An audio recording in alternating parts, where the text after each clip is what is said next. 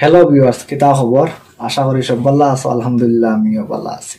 বেশিরভাগ মানুষে কিন্তু আমরা এখন ফোন পে এবং গুগল পে ইউজ করি।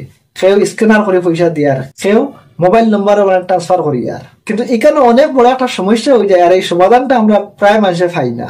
আজকের ভিডিওটা সম্পূর্ণ দেখে গেলে অবশ্যই তুমি এই সমাধানটা পাইলিবা। যখন আমরা কারোর স্ক্যানারে পয়সা দিই বা মোবাইল নম্বরের দ্বারা এবং অ্যাকাউন্ট নম্বরের জরিয়ে যে সময় আমরা পয়সা ট্রান্সফার করি, তখন কোনো কোনো সময় আমরা পয়সাগুলা নেটওয়ার্কের ইস্যুর কারণে বা ব্যাংকের সার্ভারের ইস্যুর কারণে আমরা টাকাগুলা অন্য কাছে গিয়ে যে না আমার অ্যাকাউন্ট থেকে খাটি যায়, কিন্তু আমরা কাছে ফেইল্ড হয়ে একটা অপশন আয়। আর ফেইল্ড অপশনটা আবার হলেও কিন্তু আমার অ্যাকাউন্ট থেকে পয়সাটা খাটি যায়, বা যারা দিছি আমরা পয়সা তার কাছে পয়সা কিন্তু যায় না।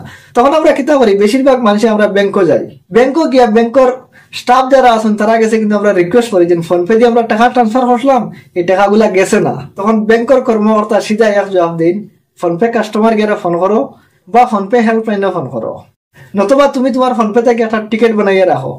আজকে তোমাদের জানাইমু আমি, যে সময় তোমার অ্যাকাউন্ট থেকে পয়সা কাটিয়ে যাইব গিয়া অন্যের অ্যাকাউন্টে হইতো না, ফেইল্ড অপশনটা আই যাব, তখন তুমি সাথে সাথে টিকিটটা বানাই লিও। টিকিটটা কিরকম ভাবে বানাইতে সম্পূর্ণ জিনিস কভার করবো এই ভিডিওর মাঝে। আমি ভিডিওটা ফার্স্ট টু লাস্ট দেখিয়ে যাইও, দেখলে জিনিসটা বুঝতে পারবা।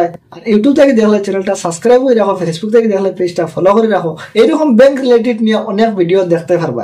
এবং আমার এই ইউটিউব চ্যানেল বা আমার এই ফেসবুক পেজের মাঝে এই রকমের অনেক ভিডিও আছে, অবশ্যই তুমি চেক করলে দেখতে পারবা। তো চলো এখন তোমাদের লিয়ে আমি আমার মোবাইল ডিসপ্লে মাঝে যাইব। মোবাইল ডিসপ্লে যাবার পরে দেখতে পারবা তোমাদের টিকিট কোন নমুনা বানাইতে হয় এবং টিকিট জিনিসটা কিতা, আর এই টিকিটে কাম করে কিতা, সম্পূর্ণ জিনিস আমি তোমাদের হইয়া যাইব। এবং ফোন পে হেল্পলাইন নম্বর যেগুলো আছে, কাস্টমার কেয়ার নম্বর, কোন নম্বরটা আমি ভিডিওর মাঝে শো করাইমু, অবশ্যই তুমি দেখতে পারবা। তো চলো এখন আমার মোবাইল স্ক্রিনের মাঝে।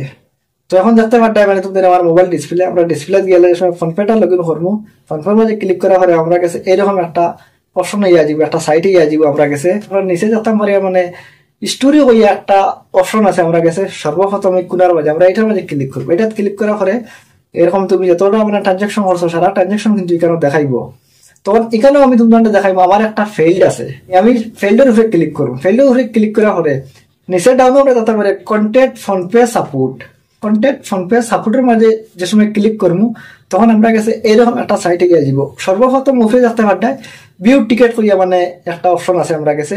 এখানের মাঝে আমরা ওদিন ভিউ টিকিটও ক্লিক করি, তাও কিন্তু আমরা টিকিট বনবো। এবং নিচে যে দুইটা অপশন আছে, দুইটা অপশন যে কোনো একটা অপশন ক্লিক করলে হইব। তো আমি নো থ্যাংক ইউ ক্লিক করছি। নো থ্যাংক ইউ ক্লিক করার পরে এইরকম ভাবে আইব। আর নিচে দেখতে পারতাম একটা টিকিট আই গেছে আমরা, এই টিকেটের নম্বরও আছে। তো এই নম্বরগুলো আমরা কিন্তু স্ক্রিনশট করে রাখি দিব বা কোনো খাতার মাঝে নোট করিয়া রাখি দিব। পরবর্তীতে আমরা এই নম্বরগুলো খামো লাগবো। তো এখান থেকে আমরা আবার ব্যাক করে নিব। ব্যাক করার পরে সিধা চলো ডায়াল পেটো যাইব। আমরা সিধা আমরা কলিং করে জন্য আমরা ফোন করি ডায়াল, আমরা সিধা ডায়াল পেটো যাইব। ডায়াল পেটো যাওয়ার পরে এই নম্বরটা আমরা ডায়াল করবো। তুমি বলা করে এই নম্বরটা লিখেও রাখতে পারো, কারণ ফোন পের কাস্টমার নম্বর হইলো এইটাই।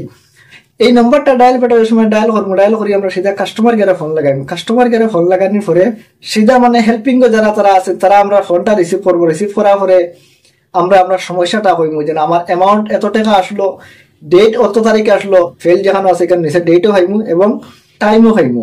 তো অত টাইমের ভিতরে আমার অত টাকা ফেল হয়ে গেছে, আমার অ্যাকাউন্ট থেকে খাটি গেছে, কিন্তু আমি যারা ট্রান্সফার করলাম তার কাছে পয়সাটা গেছে না।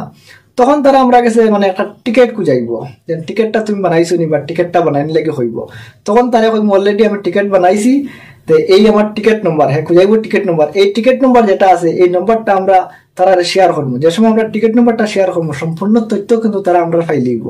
আর এই তথ্যটা হওয়ার পরে তারা আমরা একটা টাইম দিব, একটা সময় দিব, যে 12 ঘন্টা বা 24 ঘন্টা বা 48 ঘন্টার ভিতরে তোমার টাকাটা রিফান্ড করিয়ে তোমার দেওয়া যাইব।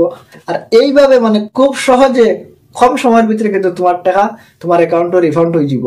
কিন্তু বেশিরভাগ ফোন পে দিন ফেইল্ড হয়ে যায়, তবে পয়সা কিন্তু রিফান্ড অ্যাকাউন্টে আই হয়। কিন্তু কোনো সময় নেটওয়ার্কের অসুবিধার কারণে বা কোনো ব্যাংকের সার্ভারের ইস্যুর কারণে টাকাটা রিফান্ড হয় না।